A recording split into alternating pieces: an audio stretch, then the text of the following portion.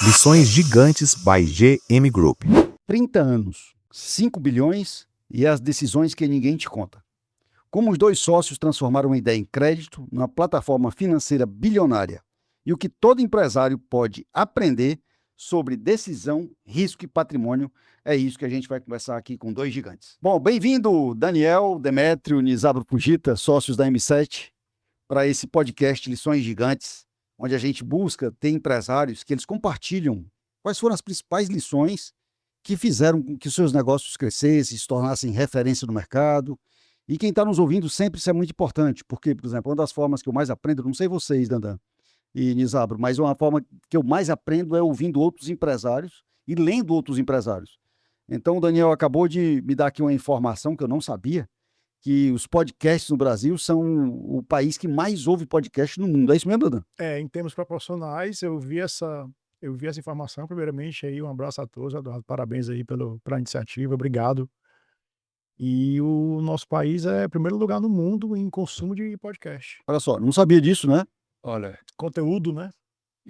muito obrigado, Eduardo, pelo convite. É uma alegria a gente estar aqui e dizer a primeira vez que nós dois estamos no mesmo podcast. Olha aí, inovando e É. dois gigantes juntos. A gente nunca falou juntos. Nunca a gente falou junto. Que legal, que prazer. Legal estar aqui. Eu já entrevistei o Nis, acho que 2 vezes, mas nós dois juntos sendo entrevistados assim, batendo esse papo, nunca. Legal, que Uma prazer. experiência boa, né? Boa. Vocês conhecerem um pouquinho desses gigantes que estão aqui comigo hoje? Vou apresentar o Nizabro Fujita Filho, 35 anos de trajetória no mercado financeiro. Começou muito novo. Começou novo, começou criança. Começou criança.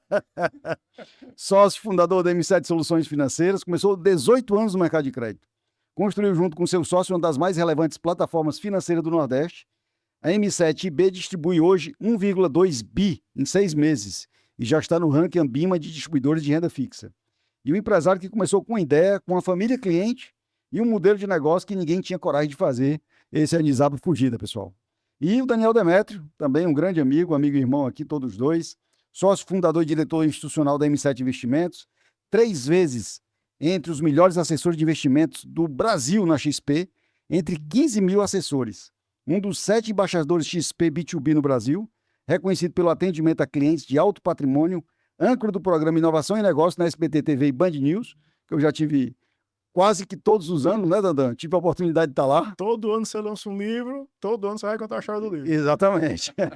Esse ano tem outro, hein? Olha aí, já tá marcado. Esse ano tem outro, então vamos lançar agora em setembro, no nosso fórum, no Novo Mercado, que é aquele grande fórum que a gente faz. Então faz tempo que você não vai. Você vai antes, que faz tempo que você não vai, pra gente atualizar as conversas de mercado. Legal. E em setembro você vai de novo. Tá certo, beleza.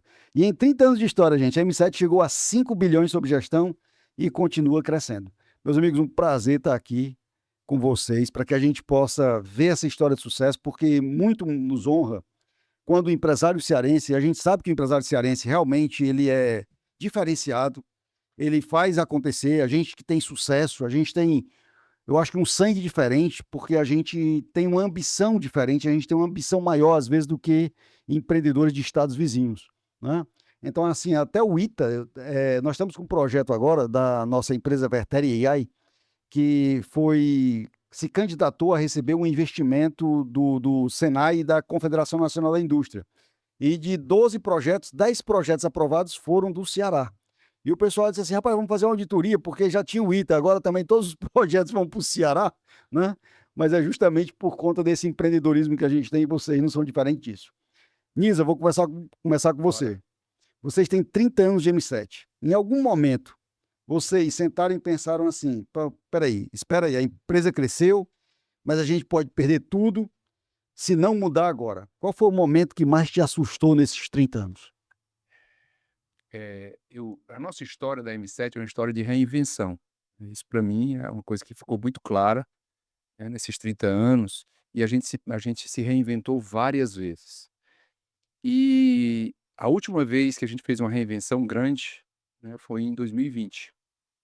A gente alterou todo. Plena pandemia. Em plena pandemia, a gente resolveu mudar o nosso modelo. Nós temos o crédito e investimento de forma separada. E a gente veio com a ideia de fazer uma plataforma de produtos, né, de serviços financeiros, de soluções, Legal. e para poder se posicionar de forma diferente. Agora, eu digo para você, Eduardo, é muito difícil você promover mudança, especialmente nos anos muito bons que a gente tinha naquela época. E a gente promoveu essa mudança e eu não tenho dúvida, essa foi uma de várias que a gente teve. Foram fundamentais para a gente se posicionar de forma diferente e manter a sobrevivência. Realmente, quando você não promove as mudanças, o mercado está todo tempo mudando, o cliente está todo tempo mudando, o que acontece? A empresa vai ficando para trás, né? É impressionante, né? Eu estava num almoço de negócio essa semana e a gente estava conversando com um dos donos de umas grandes academias aqui do estado. Ele estava falando sobre a história dele também, já com vários e vários anos de. E ele colocando que esse ano ele vai abrir. Já tem mais academia do que farmácia em Fortaleza, né? Tá com o mesmo número de academia e de farmácia. É impressionante. Como o mercado mudou. E quando ele começou, ele colocou o seguinte: ó, eu entrei nesse mercado. Por que você entrou nesse mercado? Eles, porque só tinha 4% da população que fazia academia. Então nós tínhamos 96% de um mercado que potencialmente poderia vir fazer academia. Então ele colocando as mudanças na academia, ele dizendo que ele foi o primeiro que colocou mesa de bilhar dentro da academia, mesa de tênis de mesa de academia, sofá dentro de academia, e ele mudou o conceito para essa grande mudança, né? Então vejam só, como uma mudança do mercado, e quem não se adapta às academias mais antigas desapareceram. Tudo Né? experiência do cliente, né? A experiência do cliente é muito importante, né? E aí eu estava ontem com um cliente nosso, também do segmento de, outro segmento, que era de refeições, de restaurantes, e ele colocando o efeito Monjaro, que o efeito Monjaro e o efeito da geração Z está tendo no restaurante, na balada, né? Você vê a queda do consumo de bebida alcoólica nos últimos anos, se você observar, o tamanho do consumo tem caído. Tem caído. Isso é um dado É importante. verdade. Saúde e bem-estar, né? É verdade. Bem-estar. É verdade. Então, e Dandan, você, foi esse mesmo susto ou teve outro susto nesses 30 anos de trajetória da M7? Eduardo, assim, eu tenho uma coisa muito clara assim, na minha cabeça, que eu acho que nunca o darwinismo foi tão forte. É Nunca, verdade. nunca. Eu não acho que quem sobrevive é o mais forte ou maior. Não acho. Eu acho que quem sobrevive no mercado é quem tem uma capacidade maior de se adaptar às mudanças incríveis, grandiosas, significativas que têm acontecido de uns anos para cá. Boa.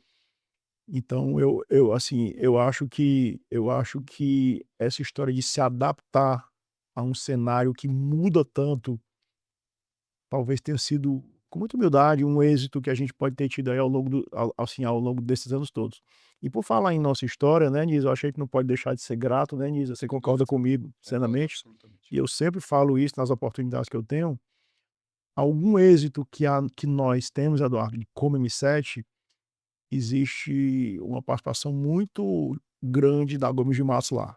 Obrigado, meu amigo. Muito grande, tá Obrigado. certo? E o Eduardo Gomes de Matos, o Guilherme Pequeno, o Arthur Lídio, o Eduardo Hamden. Então, assim, Obrigado.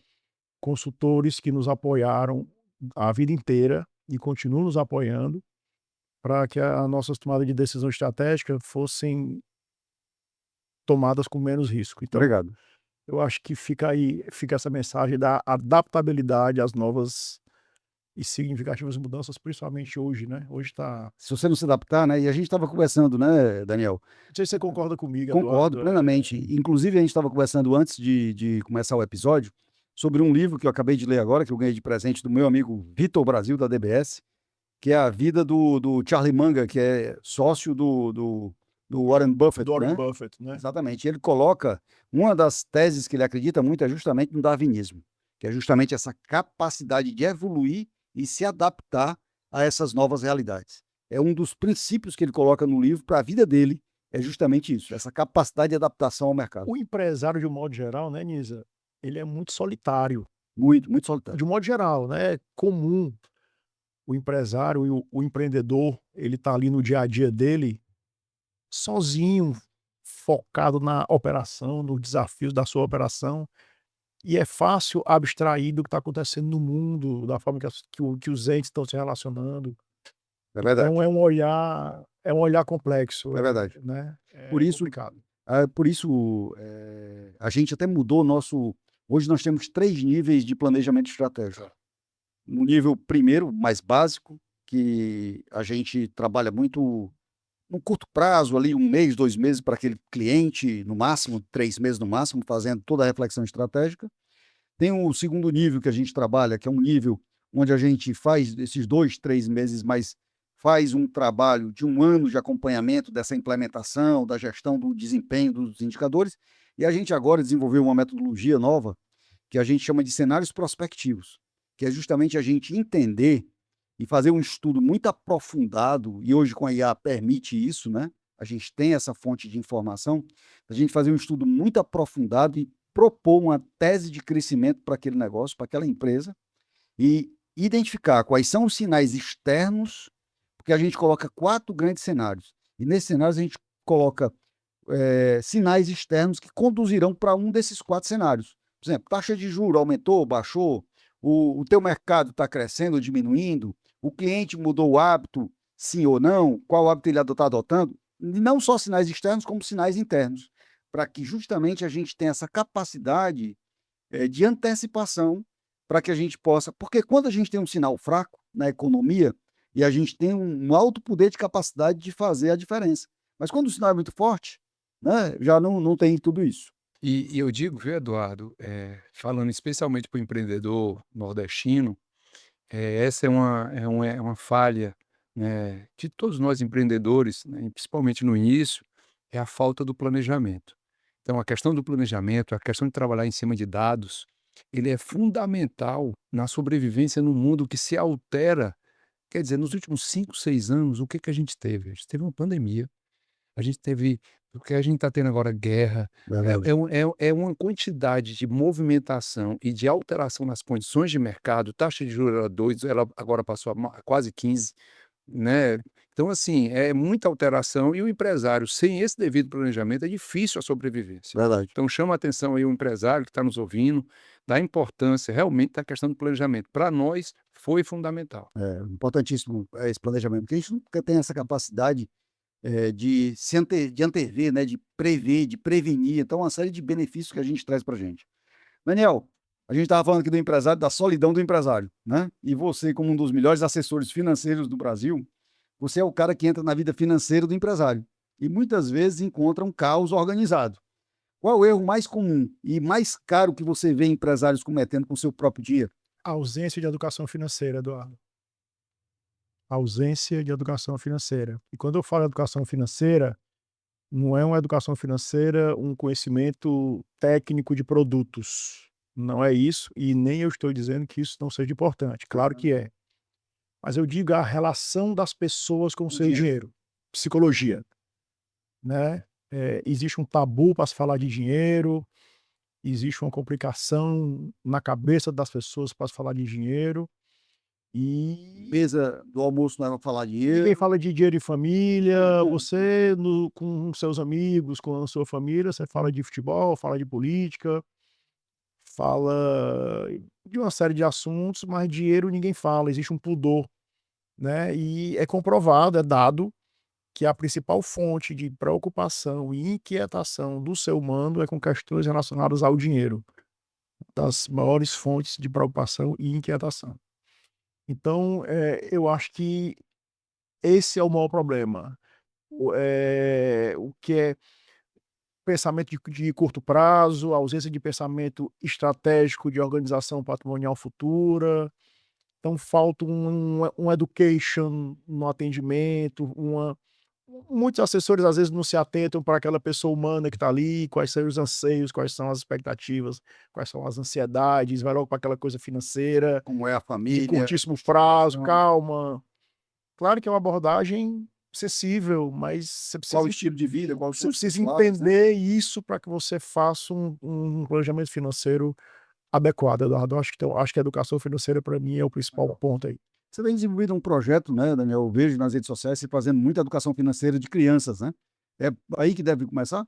Quer falar do nosso M7 Educa, Nisa? Que é um Sim. projeto de. Acho que é uma coisa que faz muito sentido. Qual é a Quer falar, Nisa? do Quero M7 sim. Educa? A gente tem um programa de educação financeira que faz com que a pessoa. Qual é o grande problema da educação financeira? A pessoa não tem um controle financeiro e não tem conhecimento de como fazer. Pouquíssimas famílias têm um controle financeiro de simples, eu não estou falando algo De complexo. receitas e Receitas e despesas. Não sabe quanto ganha, não Né, sabe não sabe quanto quanto gasta. Gasta, aí você geralmente o que que acontece com o ser humano? Ele começa a minimizar a despesa que está tendo, e aquela despesa que acha que é uma coisa eventual, ela é recorrente. Então esse controle, então a gente tem um programa que a gente controla a questão da despesa financeira e ajuda as pessoas a identificar, qual é a melhor solução para ela fazer, para reduzir o impacto. Porque as pessoas também, mesmo com a informação, não têm dificuldade de tomar algumas medidas. Entendi. E num país com a taxa de juros que nós temos, Mas essa instabilidade. instabilidade, com essa questão do emprego, de subemprego, de não ter segurança em termos de receita, Eduardo, é uma situação das bets que é um verdadeiro absurdo o que está acontecendo, né? Então a gente vê uma situação nas famílias muito séria.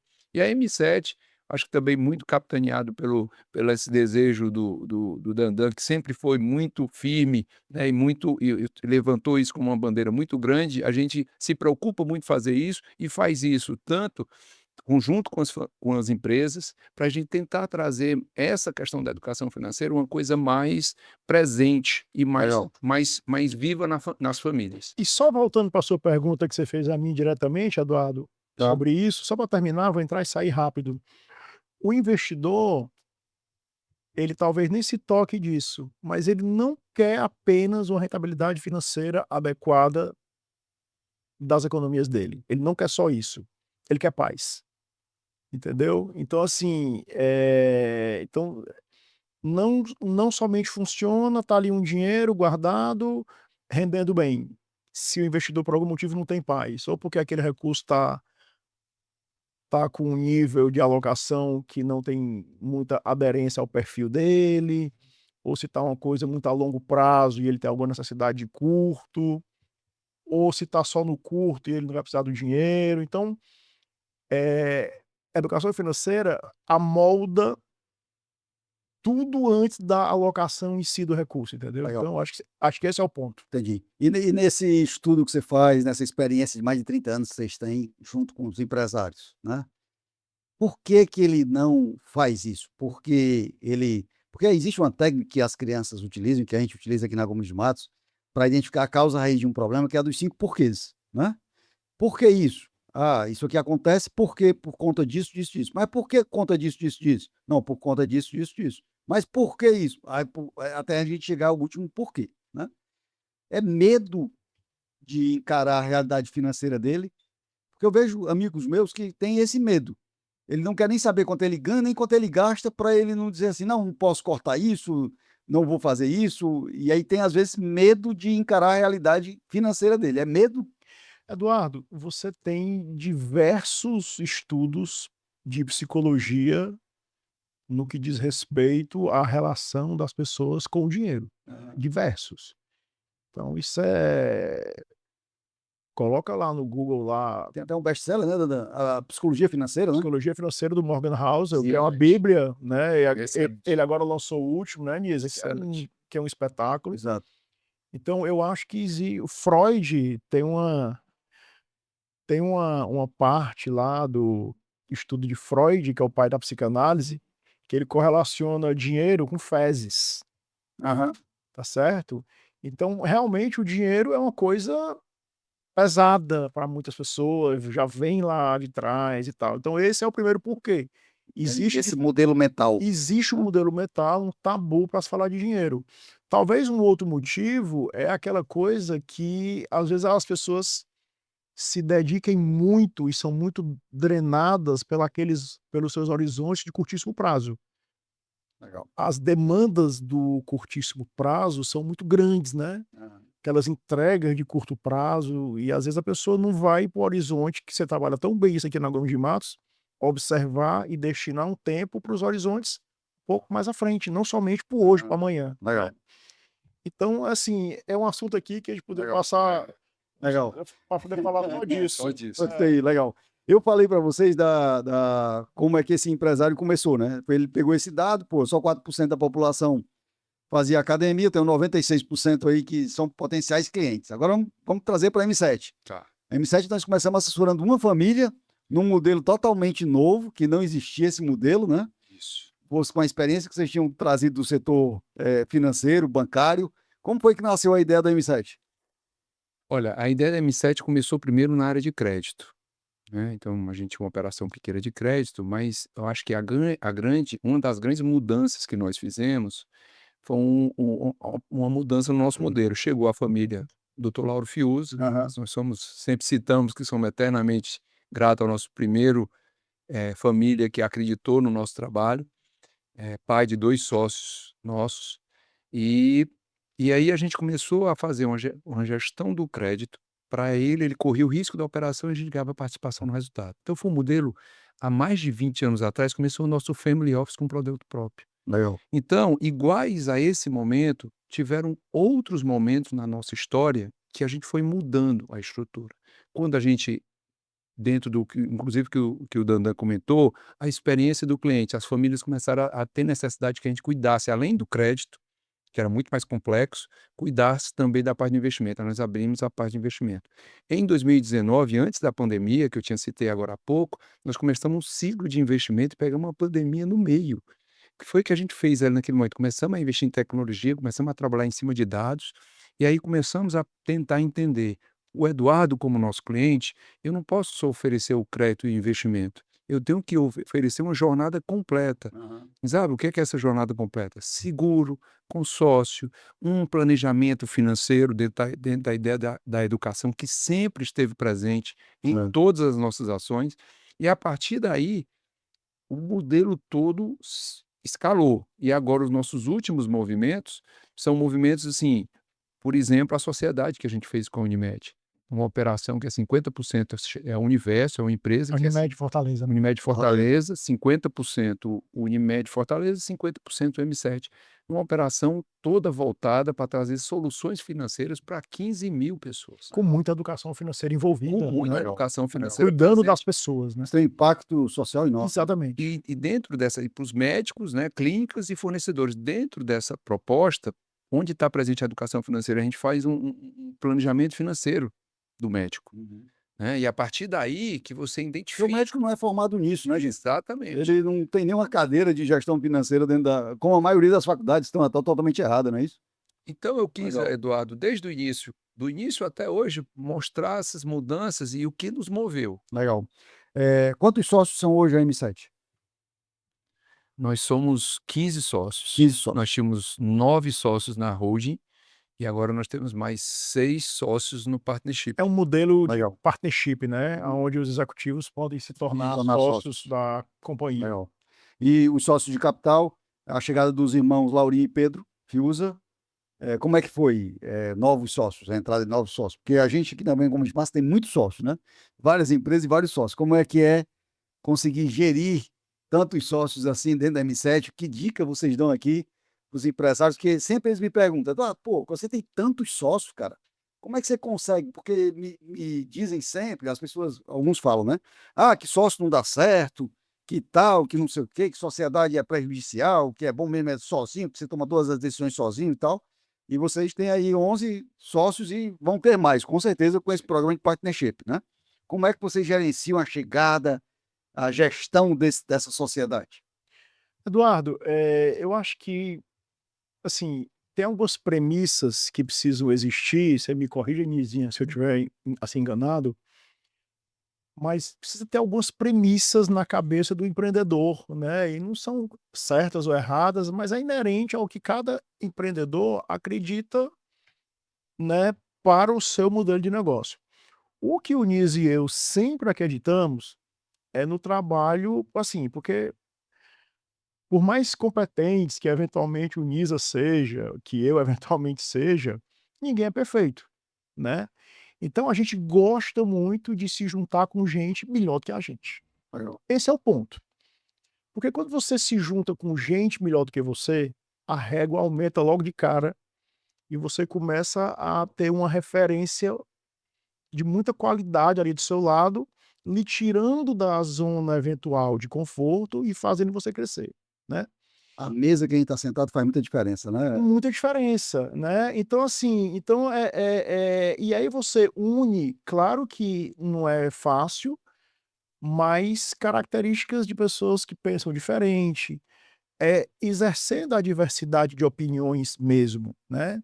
As ideias podem brigar, não tem problema nenhum, você pode divergir. Então, a gente tem uma cultura, Nisa e eu, sempre tivemos muito associativas, muito associativa, uma cultura associativa, né?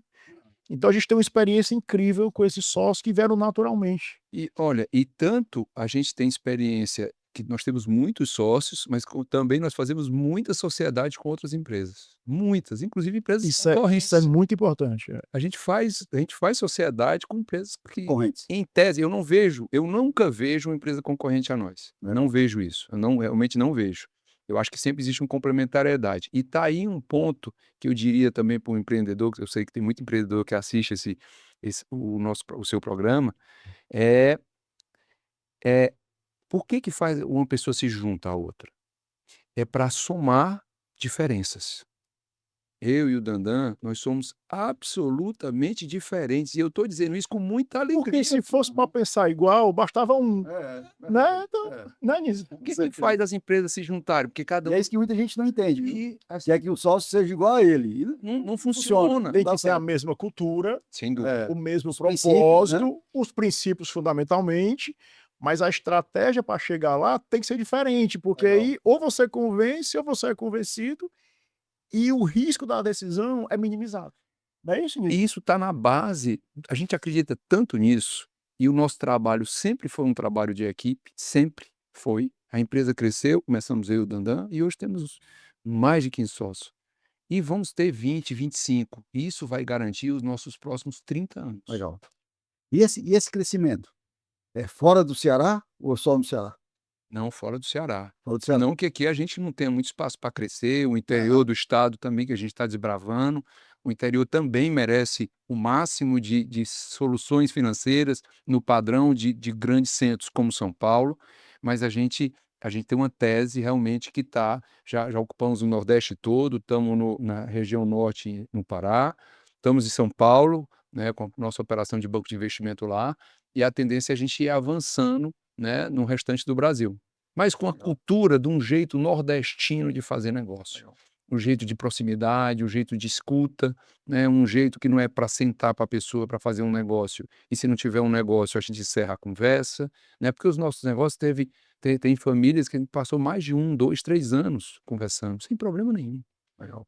Nossa Boa. tese é de longo prazo, Perfeito. Boa. sempre. Boa. Gente, estamos conversando aqui com o Nizaba Fujita e com o Daniel Demetrio, esses dois gigantes aqui. E eu vou fazer uma pergunta direta para qualquer um dos dois agora. Ah. Qual foi a decisão que mais assustou vocês, mas que olhando agora foi a mais certa? Qual foi a decisão mais difícil de tomar? Porque a gente, como empresário, a gente não deve tomar as decisões que a gente gostaria de tomar, né? Nós devemos tomar as decisões que são necessárias serem tomadas para a empresa. Qual foi a decisão que mais assustou, assim, de tomar essa decisão? E, cara, eu vou tomar essa decisão. Quer começar ou eu começo? Rapaz, eu vou dizer uma que eu já citei aqui e eu vou dar um exemplo Certo. disso que aconteceu. Tá. Em 2019, nós tínhamos uma operação absolutamente na mão, Sem tecnologia. sem tecnologia, mas dava resultado. Dava resultado.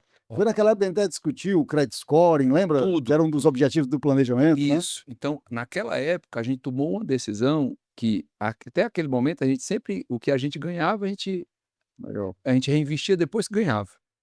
De 2019 para cá, a gente investe antes de ganhar. Tá claro? Tá claro. Então, é uma mudança. Olha aí, gente, isso aí parece sutil, Não, mas mas é muito importante. Quero que você repita de novo aí, Nizaba, porque isso é muito importante. Muito empresário não entende isso. até 2019, nós sempre valorizávamos o caixa e evitávamos. A gente sempre criava receita antes de gerar despesas. Despesa. Isso tem uma data de validade, principalmente em relação a tamanho. A partir de 2019, a gente fizemos um andar inteiro de operações, um investimento gigante no meio da pandemia. E dá medo, né, Nizam? E aí, por isso Dá que eu medo. estou falando em medo. Nós tínhamos 20 pessoas, nós hoje estamos com mais de 130. Dá medo. A gente ocupava meio andar, hoje a gente ocupa mais de 2 andares. Então, é uma mudança completa. Eu lembro. Eu estava lá. Então, Eu lembro. nesse sentido, até a tese, eu vou fechar aqui agora, até a tese se confirmar, você fica pior solidão que existe, porque você não sabe se aquilo está exatamente, apesar que a gente tinha, todos nós tínhamos absoluta convicção. Será que esse investimento realmente vai vingar, né? E é uma pressão, e Uma pressão. muita alteração, como eu estava dizendo aqui para o telespectador, é muita pressão de mudança que E estava assusta e dá medo. acontecendo. E assusta. Porque você bota o dinheiro na frente para depois ter o retorno daquele investimento que você está Mas, meu fazendo. irmão, digo aí para quem está nos assistindo, foi a decisão mais certa que a gente fez. O risco maior era não ter tomado. Exatamente. Se não tivesse tomado, Era o risco maior. Era, né? A gente sabia disso, né, Aranisa? A gente sabia que era uma decisão complexa, mas o risco de não tomar aquela decisão era muito maior do que a gente ter tomado. de lá para cá, Tem outra, Daniel? Rapaz, tem. Diga aí outra aí. Tem. Eu acho que realmente mudar tudo, quando tudo tá indo muito bem, foi bem difícil. Refundar a empresa. Mas teve uma também que foi um posicionamento, assim, a gente tem uma cultura, Eduardo, de um posicionamento muito discreto. A gente lida com grandes investidores, sempre lidamos com grandes empresas, famílias muito grandes, tá certo? Tradicionais. E a gente sempre teve um sentimento de proteção a essas famílias muito grande, tá? Proteção institucional e até pessoal. Mas em algum momento eu precisei capitanear um movimento com o apoio 100% aqui do Nisa, que é o nosso CEO da nossa holding. Eu precisei fazer um movimento de uma exposição muito grande do ponto de vista institucional. Né? Isso foi feito em etapas, mas hoje um sócio da M7, fundador, que é o meu caso, tem um programa na mídia tradicional há 6 anos. Então, então assim, você foi muito difícil isso, porque é uma mudança de cultura muito grande, internamente não foi fácil, mas é aquela, guardando essa devida proporções, é parecido com o que o Nisa falou aqui agora. O mundo mudou, a gente falou aqui no começo de adaptabilidade, a gente falou aqui de darwinismo. Verdade. Então, assim, claro que com o mesmo sentimento de proteção, mas atendendo a uma demanda do cliente de conteúdo, de qualidade, tá certo? E um posicionamento institucional público, tanto em rede social e, no nosso caso, em mídia tradicional, SBT TV e Band News FM. Então, isso foi um processo muito complexo e tem sido até hoje. Legal. Beleza. Bom, gente, você está nos ouvindo aí no podcast Lições Gigantes, para que a gente possa ter esse aprendizado todo, que isso é uma lição de aprendizado, de experiência profissional assim incrível, que nos ajuda muito a trazer para os nossos negócios. Mas eu quero aproveitar aqui a oportunidade de fazer um convite para você. No dia 23 e 24 de julho, nós teremos o Sprint da Nova Gestão. O Sprint da Nova Gestão aconteceu o mês passado, nós tivemos presente aqui o Alan Barros, da Acelera aí, da Pulse, tivemos o Felipe Hatab, da For Equity, sócio de mais de 60 empresas, um cara ex-CMO da Ambev, da Stone, um cara diferenciado. E entre outros, Beto Quintão, e entre outros, nós tivemos aqui comigo também participando e a gente compartilhando um pouco desse sprint da Nova Gestão. Então, se você está afim de entender os desafios desse segundo semestre, o que você deve fazer para a tua empresa ter crescimento em termos de venda, marketing, de gestão de pessoas, gestão financeira, liderança, não deixa de participar nos dias 23 e 24 de julho, sprint da Nova Gestão, imperdível, não tá a dica. Não deixa de participar, hein? Bom, nós vamos falar agora do terceiro bloco. O terceiro bloco agora vamos falar sobre o dinheiro do empresário, né? O que nós vamos fazer agora? Uma Selic a 15%, 14,50 agora, maior nos 20 anos, né? Então a gente estava até conversando que esse segundo semestre agora, esse ano 2026, além dos feriados que nós vimos no primeiro semestre, no segundo semestre agora nós temos 2 grandes distrações, que é a Copa do Mundo e as eleições. Nós temos um endividamento da população também batendo recorde de falências e pedidos de recuperação judicial. Hoje mesmo nós vimos um pedido aí da Tokstok, né? Fazendo pedido de recuperação judicial. O Ibovespa valorizou mais de 30% em 2025, né? 2026, como eu coloquei, muda para quem investe diante de tudo isso ou não? Diante de todo esse cenário que nós estamos vivendo. Existe uma mudança para o investidor ou não? E qual o melhor investimento? Que conselho você daria agora para quem quer começar esse processo de investimento ou quem quer rever seu portfólio? A primeira coisa que o investidor deve fazer é um planejamento financeiro, que vem na questão da educação, mas eu estou falando algo bem prático. Quais são os objetivos que ele tem no longo prazo? Qual é a realidade da sua família? Qual é a realidade da sua empresa? Como é que está galgada a sua receita? Então, fazer um planejamento sucessório. Então, comece com simples. Isso aqui é uma graduação, não quero complicar aqui para quem está nos assistindo, mas a mensagem é de planejamento.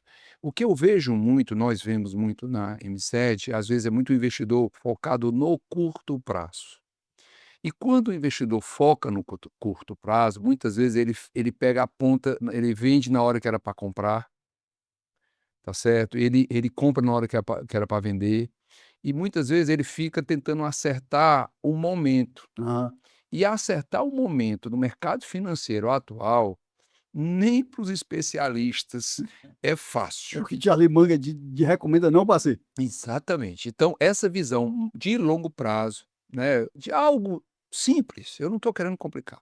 É a gente ter uma visão, qual é a idade que o Eduardo quer se aposentar, qual é o projeto que ele tem para o futuro dele, ele precisa de uma casa, ele já tem sua casa, como é a questão da sua previdência, como é a questão da educação do seu filho, porque depende de que momento de vida ele vai estar. Então, tudo isso tem que ser analisado na questão do investimento. Então, volta-se um pouco para aquilo que a gente falou, planejamento e educação. Isso. Boa. Legal. É isso mesmo. E reforma tributária vai impactar? Eduardo, eu acho que a gente está, talvez seja a maior mudança do arcabouço tributário aí da nossa história, né? É porque é uma reforma não só tributária, né, Dandan, mas uma reforma financeira, né? É uma mudança muito grande, existe um desencontro muito grande de informações ainda. Nós estamos no primeiro ano, né, Adaptação. de adaptação, tá? E é muito importante que o empreendedor ele se assessore bem com boas empresas de consultoria, como no caso da Gomes de Matos, a melhor que eu conheço, né? A gente usa até hoje, né? Como contadores, advogados, né? Pessoas de investimento, para poder entender e operacionalizar tudo isso, porque é uma mudança muito grande, é muito complexa. E querendo ou não, o Nisa falou agora há pouco, no nível de complexidade do momento atual, e sem dúvida alguma que a reforma tributária é mais um ingrediente aí para tornar o cenário cada vez mais complexo. Então, necessidade dos empreendedores de buscarem mais o associativismo, entidade de classe, para entender o que está sendo feito, As comunidades, comunidades, entendeu? conversando com outros Conteúdo, empresários. podcasts como esse, então você tem uma oferta de conteúdo muito grande, essa é a parte Legal. boa. Mas realmente é um cenário desafiador, né, Diante dessa nova realidade, Dandan, que antigamente o empresário ele não pagava sobre os rendimentos, eram rendimentos não tributáveis da distribuição de lucro. E agora, a partir de um determinado patamar, ele paga. Que recomendação você daria para o empresário minimizar esse impacto dessa reforma fiscal nesse ganho que ele tinha? Eduardo, a gente tem um problema, e aí não tem nenhum viés político ideológico aqui. A gente tem um problema hoje que é um déficit fiscal muito grande, né? Certo? Hoje a gente tem um governo que acredita em expansão econômica a partir de um Estado muito forte, de um Estado expansionista que gaste muito. Então, isso tem gerado um déficit fiscal muito grande, só que todo mundo entenda, né? E aí, mecanismos cada vez mais sofisticados de arrecadação, tá certo? Para Estão, pagar a máquina pública, né? né, pagar a máquina pública. Então, não tem muito jeito da gente, empreendedor, deixar de pagar esses impostos, porque a empresa foi feita para dar lucro. Toda empresa foi feita para crescer, para dar resultado. Às vezes tem um tabu sobre isso também. Porque a empresa precisa. O lucro é que permite gerar mais emprego, pagar mais imposto, cumprir suas funções sociais e tal. investir no entorno. Então, o conselho que eu dou para o empreendedor, Eduardo, é que ele seja cada vez mais eficiente em sua operação. Entendeu? Toda empresa tem ponto de melhoria, toda operação tem ponto de melhoria. Ter uma operação na mão, enxuta, com pessoas melhor do que eles, do que os empreendedores, e é totalmente aberta às mudanças assim, do mercado, que o que vai salvar uma empresa, dar prosperidade para a empresa, é exatamente a eficiência operacional dela. Então esse é o grande conselho. Estudem, estudemos, né? Estudemos, nos Analisem. esforcemos, analisemos. Vamos analisar todas as linhas da separem DRE, gente da boa. despesa, do custo Exatamente. e o Exatamente. que a gente pode fazer. Então né? eu acho que esse é o conselho que eu dou, e Vamos deixar a tese da bitributação para os tributaristas, né?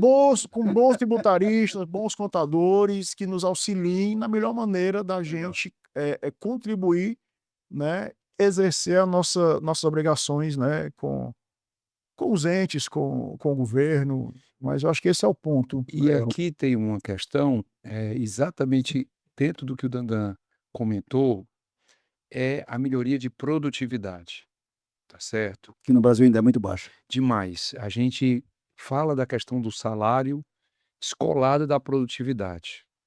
E isso é um tema que vira um tema político. E ele não deveria ser um tema político, e Ser técnico. no final, a sociedade toda e a pessoa mais humilde precisa de proteção. Excelente. Precisa de proteção, não passa por essa questão, mas a questão da produtividade a gente tem que analisar, tem que acompanhar.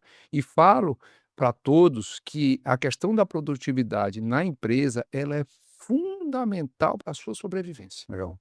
Então, assim, e aí entra a questão, hoje em dia, a tecnologia, diferente de outras épocas, que só tinha acesso os gigantes, né, os grandes, a Amazon, as grandes empresas de tecnologia, hoje a tecnologia está disponível Por R$100. E hasta Quase. um chat, né? quase de graça. Um chat GPT. É isso mesmo. Então, você pode aplicar essa tecnologia para. Não estou falando em coisa sofisticada, para aumentar a produtividade. Que no Brasil a gente trata esse tema como um tema lateral. verdade. Muito inteligente, Muito importante. muito inteligente que o Nisa falou aqui, porque se você for analisar, Nisa, nós somos economistas, né? Nos formamos juntos, verdade. nós dois. Nós Não, dois. você Isso. UFC, também. Também. bem, né? Também. Minha formação é também, FEAC também.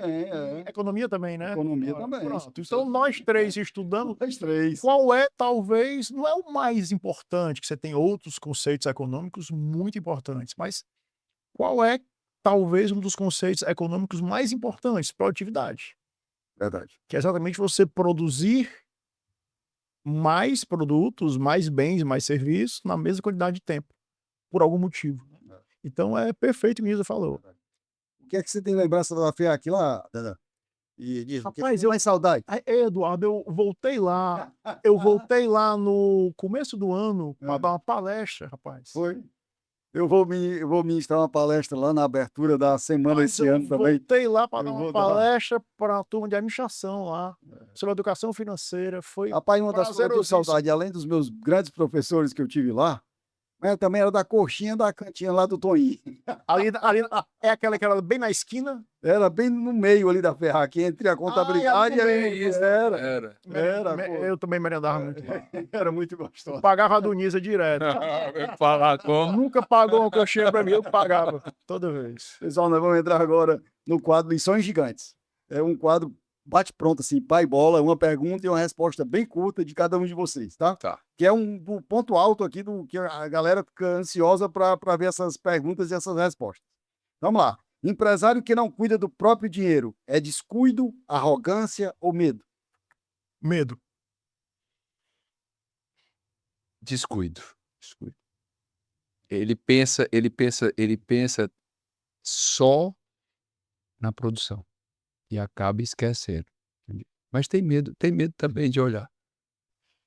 Qual a maior mentira que o banco conta para o empresário sobre investimentos? Nada polêmico, viu? Aqui não tem nenhum tipo de conflito de interesse, a gente está focando no cliente. Isso. Essa é a maior mentira. Lisa, Eu diria que eu estou pensando nele. Não, né? Não, infelizmente é difícil, né? Esse exercício é um exercício que exige uma disciplina muito grande da Verdade. empresa. Verdade. Eu vou até. Como a gente é empresário e precisa não ter tudo só no mesmo lugar, né? Porque tem alguns interesses, né? Então, por exemplo, meu banco tem todos os meus cartões praticamente. Eu tenho a maioria dos meus cartões, inclusive da minha companhia aérea, que é muito importante para mim, para eu continuar o meu programa de fidelidade. Então, tem aplicação lá, mas eu estava olhando a aplicação percentual do CDI nos últimos 12 meses, do banco que eu aplico, com a aplicação que eu tenho na M7, pô, é muito diferente, cara, é muito mais baixo, cara, é muito ruim. Eu vou mandar o gerente, meu amigo, veja aí para mudar esse negócio, porque não tem condições, E aqui, né? pelo Pô, amor não de dá. Deus, eu não estou dizendo, os bancos são muito competentes, tá certo? Mas o modelo de negócio com turnover de pessoas tão alta, É muito alto. você diminui o relacionamento e o acompanhamento da pessoa para o seu Se você cliente. me perguntar hoje, dos meus Você não bancos, qual é o nome do gerente, eu não sei não mais. sabe. Nós somos Só sei aqui do Itaú Empresa. voltando a falar de conceitos de economia, o mercado bancário é um mercado oligopolista, onde poucos entes dominam a oferta daquele serviço. 5 bancos no E, Brasil dominam e 80%. o pior, é um oligopólio que conversa. Eles não brigam. Não brigam, Então, eles agem de modo unificado. É ruim para o consumidor final. verdade. Renda fixa ou renda variável em 2026? Pode ser direta. Qual você prefere agora? Ô, Eduardo, essa pergunta é difícil, viu? Ora, a diversificação é sempre uma ótima política para reduzir risco, tá certo? Então, se eu tivesse que escolher entre essas duas opções, eu faria renda fixa, porque 15% ao ano é difícil. Mas eu diria que a diversificação, se puder ampliar. Depende, Eduardo, do perfil do investidor. Aí vou ficar em cima do muro, mas é em cima do muro muito Se ele é mais racional. conservador, Depende. se ele é mais O investidor, ele, verdade. ele não busca só rentabilidade. Então, vamos supor que o investidor com perfil mais conservador, se você botar 5% em bolsa, por mais que ele ganhe mais, ele vai ganhar mais com volatilidade, aquilo vai incomodar. Será que ele está preparado para aquele incômodo? Entendi. Então, depende do perfil. Legal. E o oposto também é verdade, aquele investidor que gosta de volatilidade. Você vai colocar ele 100% na renda fixa, ele vai ficar inquieto. Então, depende do perfil. Tem muita gente que diz assim: rapaz, eu faria na minha vida tudo igual, não faria nada diferente. Eu acho que o cara é mentiroso, certo? E essa pergunta que eu vou fazer para vocês agora: se a M7 começasse hoje, com tudo que vocês já sabem, o que é que você faria diferente? Eu teria começado a estudar psicologia e pessoas muito mais cedo. Eu teria investido em tecnologia muito antes. Olha aí, gente, psicologia. Esse livro do Charlie Munger, eu estou falando dele, mas é porque o livro que eu acabei ontem, ele fala muito em psicologia. Ele disse que as universidades, toda universidade, deveria ter formação em psicologia. Porque as pessoas precisam entender as pessoas. E sem psicologia você não consegue entender as pessoas. E principalmente hoje, nessa era de inteligência artificial, né? Exatamente. Que eu chamo inteligência ampliada, viu, É. André? Eu não chamo de inteligência artificial, eu digo que é uma Uhum. inteligência ampliada, que ampliou muito a nossa inteligência, né? Lisa, uma decisão financeira que você tomou com medo e que se provou certa depois, você até falou essa, né? Já falei. Aquela do botar o dinheiro na frente para depois recolher. Teria outra? Eduardo, no meu caso, não. Eu sou muito conservador, entendo pouco de produto. Eu não acho que eu não me vejo como um profissional do mercado financeiro. Não me vejo. Eu vejo na minha profissão, eu cuido de pessoas. E o mercado financeiro é um instrumento para isso. Então, as minhas decisões financeiras, elas são sempre muito conservadoras, muito pé no chão. E geralmente eu erro pouco, porque eu não me arrisco na minha pessoa física tradicional, assim, para mim, entendeu? Algumas vezes eu peguei corda da turma lá, fiz uns investimentos mais arriscados, mas na maioria das vezes me dei mal. Tá certo. Ainda bem que era pouco dinheiro, não tenho muito também. Mas, entendeu? Mas valeu. O que é riqueza de verdade para o empresário? Riqueza de verdade para o empresário é ele estar cercado por pessoas melhores do que ele e pessoas que ele pode contar. Legal. Isso. É ter consciência do que ele está fazendo. Hoje a gente vive um momento que muitas vezes a gente não está consciente, a gente não consegue nem estar muito presente. Então, a questão essa sabedoria é uma das poucas vantagens da idade. Sanidade, né? Isso, é como se fosse uma sanidade, né? Sanidade, sabedoria e lidar com as coisas. Então, essa consciência, especialmente nos momentos difíceis, eu não estou falando dos momentos bons, não. Estou falando dos momentos difíceis. A gente perde muito essa consciência.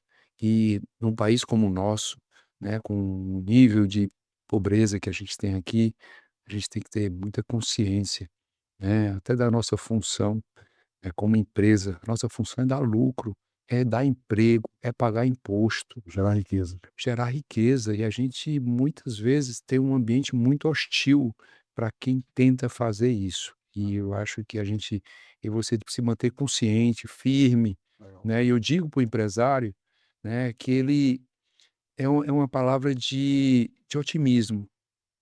Contra tudo que esteja acontecendo, alta de imposto, inflação mais alta, juros altos, vamos se preparar, vamos estudar mais, vamos procurar deixar nossas empresas mais produtivas, ao tamanho que tiver, desde a pequena, né, e vamos enfrentar isso, né, porque o país e o Nordeste, especialmente, que você falou do cearense, é um povo dado a trabalhar com dificuldade, e isso ajuda a gente a ficar mais forte.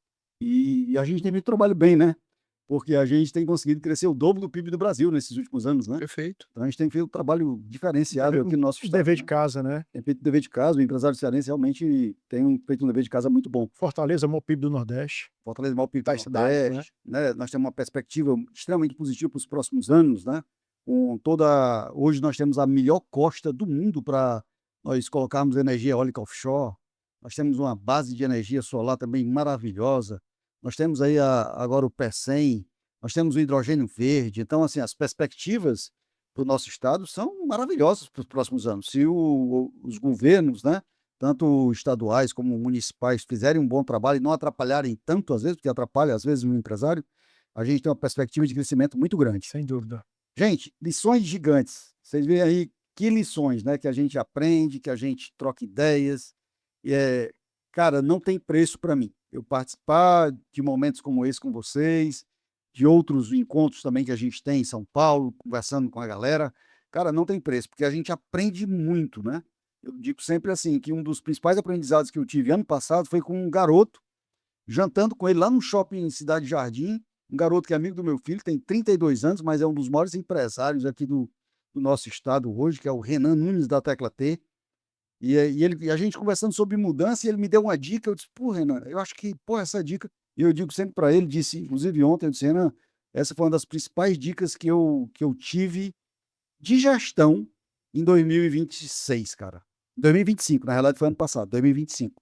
Então, assim, a gente, às vezes, uma dica que vocês deram aqui para alguém que está nos assistindo hoje, vai ser a dica do cara, vai ser a lição que o cara vai dizer assim, que eu vou aplicar esse ano 2026, vai fazer a diferença na minha empresa. Eu acho que, não pela gente, aqui é um bate-papo tranquilo, mas a gente acha que não impacta, né? Impacta, comunica. É por isso o nosso apego por comunicação, né, Eduardo? Impacta muito, Impacta muita gente. muita gente. Às vezes, uns insights pequenos fazem diferença, É entendeu? verdade. Para a vida das pessoas. Quando a gente começou aqui, a gente disse que podia passar o dia todo conversando, né? Sem dúvida. Mas estamos chegando ao fim, Conversa boa. né? Conversa boa. Sou rápido. E aqui tem a última pergunta para vocês, tá?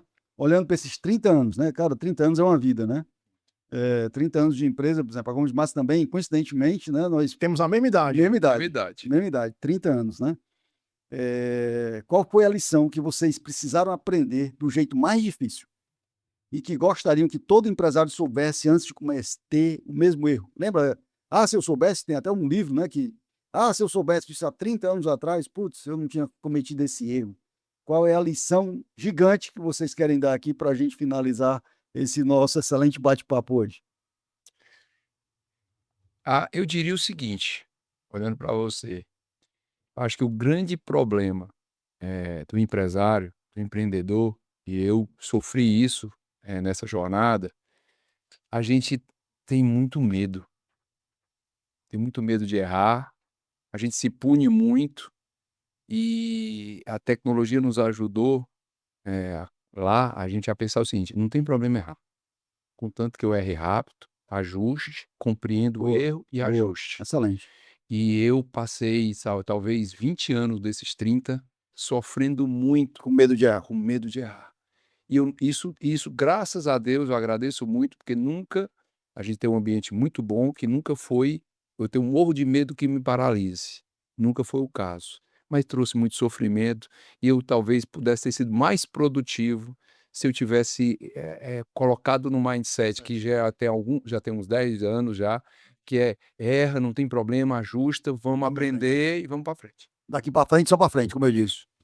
Dandan, Eduardo, isso que o Nisa falou aí é um mantra muito grande nosso e foi a primeira coisa que me veio à cabeça, né? E eu acho que o empreendedor, no nosso caso, a gente foi durante muito tempo com um nível de preciosismo muito grande na tomada de decisão.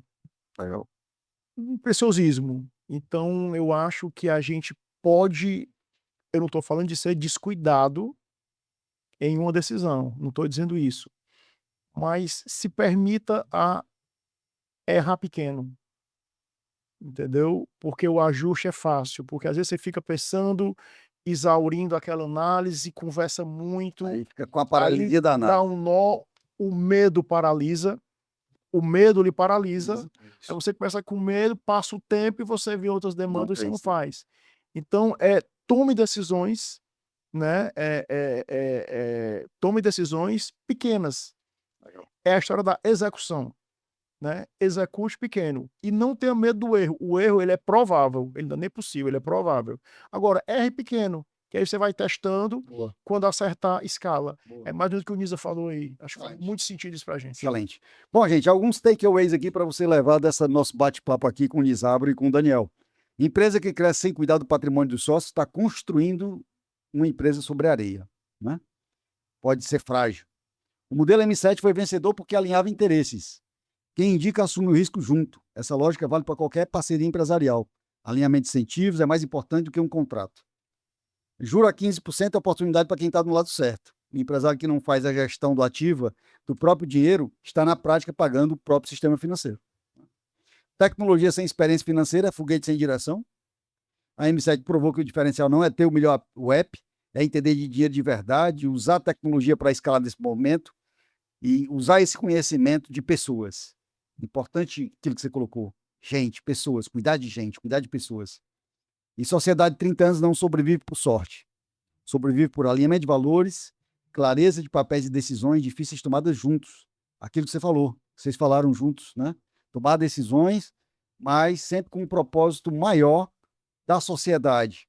As opiniões são diferentes, mas os propósitos, os princípios, o alinhamento aqui deve sobreviver, né? Queria a última palavra de vocês aí, de agradecer já, e vou agradecer novamente, mas queria a última palavra de vocês, Daniel e Nizap. Eu queria agradecer a oportunidade de estar aqui, né, acho que é sempre um momento da gente aprender também, e eu digo para o nosso que está nos assistindo, né, que essa mensagem de otimismo, né, eu acredito muito no nosso país, né, porque é um país de oportunidade, tem muitas coisas, tem muitos gaps que a gente pode contribuir, né, para fechar, né, então é uma palavra de otimismo. Diante de tanta coisa que as pessoas falam em pessimismo, eu sou um otimista. Corroborando aqui 100% com o que o Nisa falou, Eduardo, eu queria, parabenizar você, tá certo? Pela iniciativa, pela reinvenção profissional constante, comunicando, é tão importante comunicação, né? Ofertando conteúdo de qualidade, acessível a todo mundo. Então, assim, 30 anos de empresa, né? Como a gente tem também 30 anos. Então, na verdade, é assim, agradecer, foi uma delícia o programa. Passou muito rápido. Primeira conversa que eu tenho Obrigado. com o Nisa, assim, do outro lado, Mas é mais para te agradecer e uma mensagem de otimismo. Vamos trabalhar, vamos buscar ser eficiente em nossas empresas, que vai dar tudo certo. Legal, beleza. Se você está curtindo Lições Gigantes, curte, compartilha e se inscreve no canal. E compartilha esse vídeo para outros empresários que também precisam dessas lições para fazer o seu negócio ter sucesso esse ano. O dinheiro que você gera na sua empresa conta a sua história, do seu passado. Verdadeiro? O patrimônio que você constrói com ele conta a história do futuro. A diferença entre um e outro é uma decisão. E essa decisão começa aqui com a M7. Tá. É isso aí? Obrigado, Eduardo. Obrigado, meu irmão. Obrigado. Parabéns. Obrigado, parabéns aí. Tamo junto. Lições Gigantes by GM Group.